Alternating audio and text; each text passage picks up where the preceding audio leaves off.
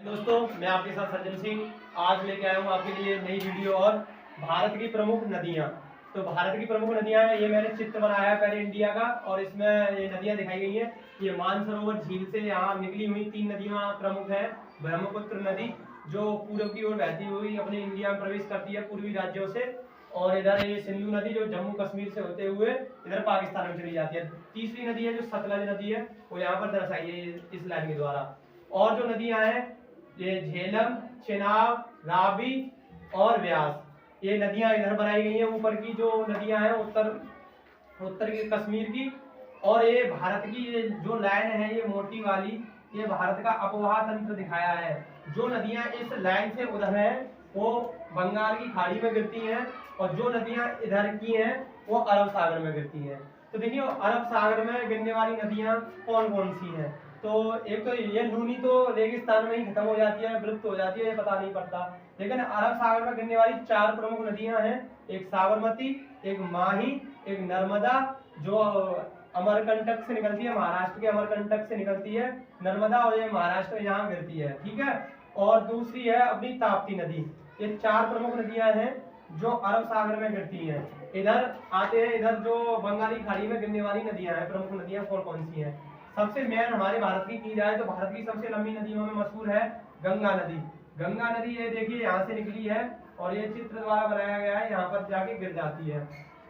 गंगा की प्रमुख सहायक नदियां कौन कौन सी हैं ये भी पूछ लिया जाता है। तो गंगा की सबसे प्रमुख सहायक नदी, तो गंगा की सबसे पहले प्रमुख सहायक नदी है वो है यमुना, जो गंगा के समांतर बहती हुई अपने प्रयागराज पर मिल जाती है। और आती है गंगा की दूसरी शारदा नदी, एक गोमती नदी है जो प्रमुख है, एक घाघरा, एक गंडक और एक कोसी। इधर से एक सिक्किम राज्य से भी आ जाती है, उसका नाम है महानंदा नदी। ये गंगा की प्रमुख सहायक नदियां हैं। इधर आते हैं यमुना।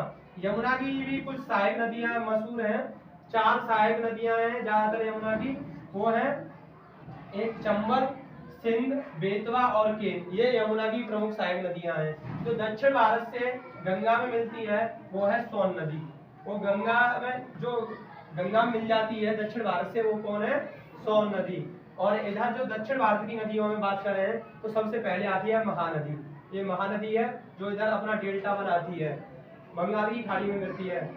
और ये दूसरे नंबर पर आती है गोदावरी, जो दक्षिण भारत की सबसे वयोवृद्ध गंगा के नाम से जानी जाती है। सबसे बड़ी नदी ये है दक्षिण भारत की, गोदावरी है, ये दिखाई गई है यहाँ पर। ये 2-4 नदियों से मिलकर बनी है। पेनगंगा इसकी प्रमुख सहायक नदी है और एक बेनगंगा और है, वो भी इसकी सहायक नदी है। तो ये गोदावरी इधर अपना डेल्टा बनाती है, मोहाना इसका बंगाली खाड़ी की तरफ है, ये बंगाली खाड़ी में गिरती है। तीसरे नंबर पर आते हैं हमारा कृष्णा नदी।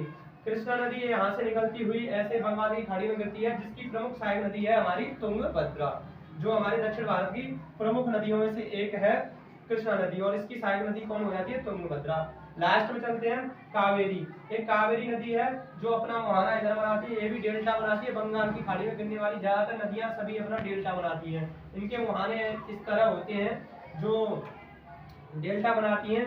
ये कावेरी नदी भी 2-4 नदियों की सहायता से मिलकर बनती है। और लास्ट में चली जाती है हमारी पेरियार नदी, जो केरल में और वहां पर तमिलनाडु की तरफ लास्ट में उनको सबसे लास्ट चली जाती है हमारी कौन, पेरियार नदी। तो ये भारत की प्रमुख नदियां बता दी हैं। जो पंजाब में नदियां हैं वो यहाँ पर हैं। जो ऊपर की नदियां हैं प्रमुख सहायक नदियां, सिंधु की प्रमुख सहायक नदियां कौन कौन सी हैं, झेलम, चेनाब, व्यास, रावी और सतलज, ये सब सिंधु में जाके मिल जाती हैं, सिंधु की हो जाती हैं। सतलज की प्रमुख व्यास नदी, ये भारत की जो प्रमुख नदियां थी ये हो गई हैं। और इधर अरब सागर, बंगाली खाड़ी। जय हिंद।